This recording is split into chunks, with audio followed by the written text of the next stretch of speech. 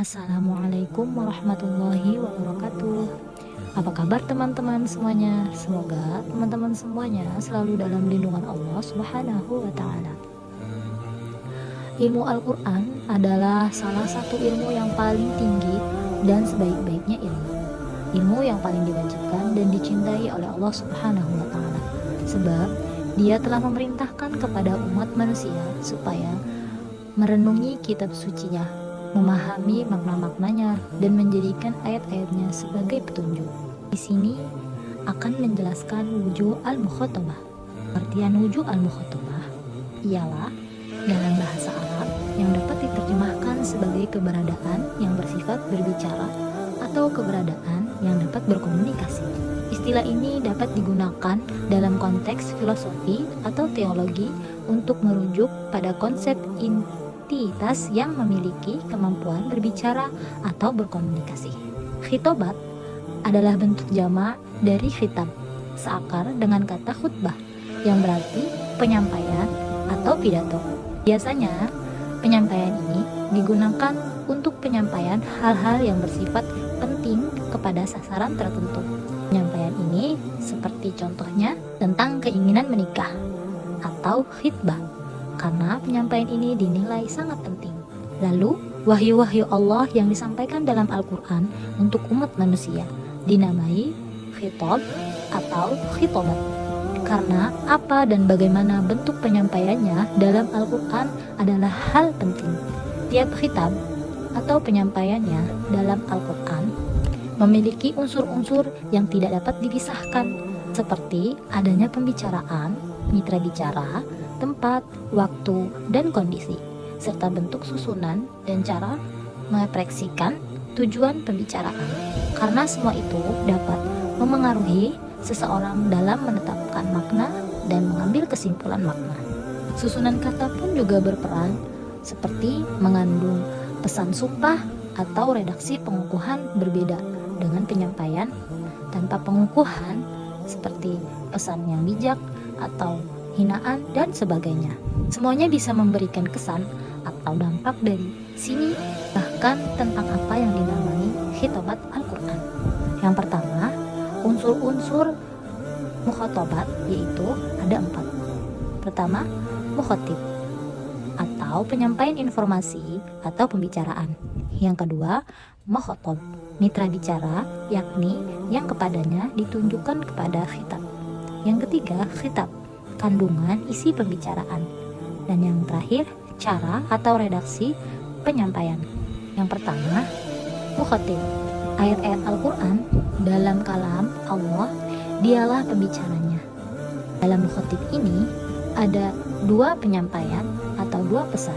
Yang pertama, ucapan si pengucap sekaligus pemiliknya, seperti firman Allah Subhanahu wa Ta'ala yang ditunjukkan kepada Nabi Musa alaihi salam, yang berbunyi, A'udzu billahi minasyaitonir rajim. Bismillahirrahmanirrahim. Inni ana rabbuka fakhla'na 'alaik. Innaka bilwadil muqaddasi tuwa. Sesungguhnya aku adalah Tuhanmu, lepaskanlah kedua terompahmu, karena sesungguhnya engkau berada di lembah yang suci, yaitu Tuwa.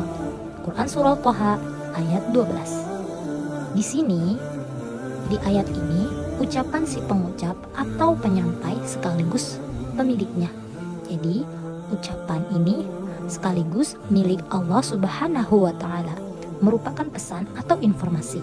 Seperti contoh, Allah memerintahkan sholat untuk kita semuanya. Dan di surah Al-Fatihah ayat 5, Iyyaka na'budu wa iyyaka nasta'in.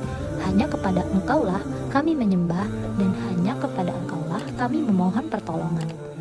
Jadi, ucapan si pengucap sekaligus pemiliknya, yaitu bertuju kepada Allah Subhanahu wa Ta'ala. Dan yang kedua, ucapan si pengucap tetapi bukan dia pemiliknya, seperti firman Allah, Innahu laqawlu rasulin karim. Sesungguhnya Al-Quran itu benar-benar firman Allah yang dibawa oleh utusan yang mulia, yaitu malaikat Jibril. Quran Surah At-Takwir ayat 19. Ucapan di sini adalah penyampaian, yakni Jibril hanya menyampaikan, tetapi ucapan ini bukan milik Jibril, tetapi milik Allah Subhanahu wa Ta'ala. Banyak ayat-ayat Al-Quran hanya Allah yang menyampaikannya kepada mukhatab, tetapi bukan dia pemiliknya. Seperti firman Allah dalam surah Al-Mu'minun, wa qala al-mala'u min qawmihi alladhina kafaru wa kadzabu bi liqa'il akhirati wa atrafnahum fil hayatid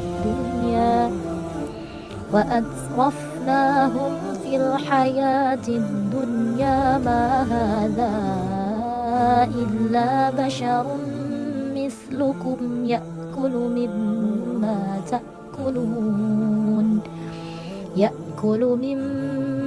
ta'kuluna minhu wa yashrabu mimma tashrabun wala in ata'tum basharan mithlakum innakum idzan lakhasirun.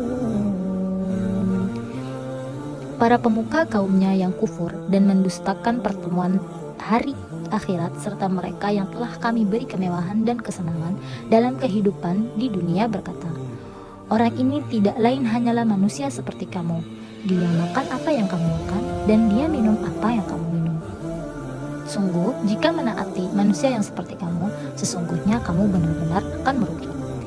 Salah satu hal yang diamati dari kitab Allah ketika Yang Maha Kuasa itu menyampaikan ucapan makhluknya adalah bahwa di celah atau sesudah penyampaiannya itu Allah mengomentari ucapan tersebut dan meluruskan kesalahannya dengan satu dengan yang lain. Yang kedua yaitu mukhatab. Mitra bicara dapat bermacam-macam. Mitra bicara ini baik hadir maupun tidak. Ada mukhatab yang tertuju kepada semua manusia tanpa kecuali, ada juga hanya kepada yang beriman. Ada lagi kepada manusia dalam kedudukannya, seperti suku-suku atau Bani Israel atau penganut agama, ahli kitab, dan lain-lain.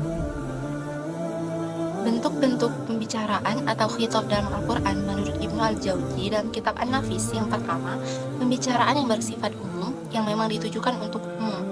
Contoh ayatnya yaitu Quran Surah Ar-Rum ayat 40. Yang kedua, pembicaraan yang bersifat khusus dan memang ditujukan untuk khusus. Contoh ayatnya yaitu Quran Surah Ali Imran ayat 106. Yang ketiga, pembicaraan yang bersifat umum tapi yang dimaksud bersifat khusus. Contoh ayatnya adalah Surah An-Nisa ayat 1. Yang keempat, pembicaraan yang bersifat khusus tetapi yang dimaksud adalah umum. Contoh ayatnya yaitu Quran Surah At-Talaq ayat 1. Yang kelima, pembicaraan untuk jenis profesi tertentu. Contohnya yaitu Quran Surah Al-Ahzab ayat 50. Yang keenam, pembicaraan untuk individu tertentu. Contohnya yaitu Quran Surah Al-Baqarah ayat 35. Yang ketujuh, pembicaraan yang berisikan pujian. Contoh ayatnya yaitu Quran Surah Al-Baqarah ayat 183. Yang kedelapan yaitu pembicaraan yang berisikan penghinaan. Contohnya Quran Surah Shad ayat 77. Yang kesembilan yaitu pembicaraan yang berisikan olok-olok. Contohnya Quran Surah Ad-Dukhan ayat 49. Yang kesepuluh, pembicaraan untuk orang yang banyak dengan menggunakan bentuk tunggal, yaitu contoh Quran Surah Al-Infitar ayat 6.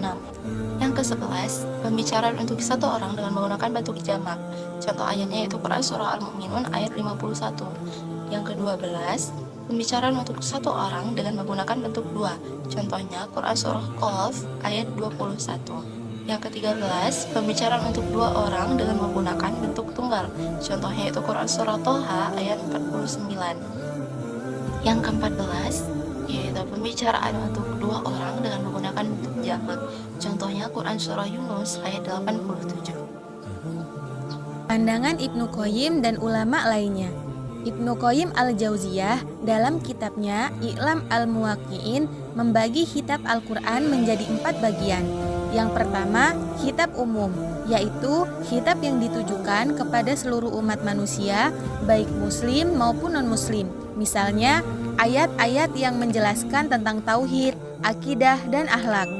Yang kedua, khitab khusus, yaitu khitab yang ditujukan kepada umat Islam saja. Misalnya, ayat-ayat yang menjelaskan tentang hukum-hukum Islam, ibadah, dan muamalah. Yang ketiga, khitab khusus pada suatu kaum, yaitu khitab yang ditujukan kepada suatu kaum atau kelompok tertentu. Misalnya, ayat-ayat yang ditujukan kepada kaum Yahudi, kaum Nasrani, atau kaum Quraisy.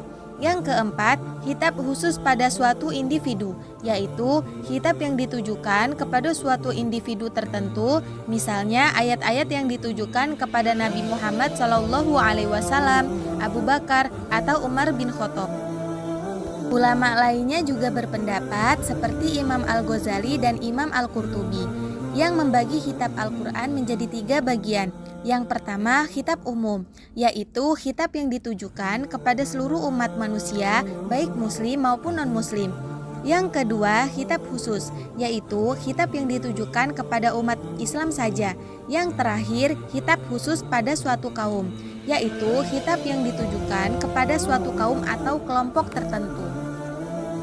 Baiklah, sekian penjelasan kami mengenai wujuh al-mukhotobat dalam Al-Quran.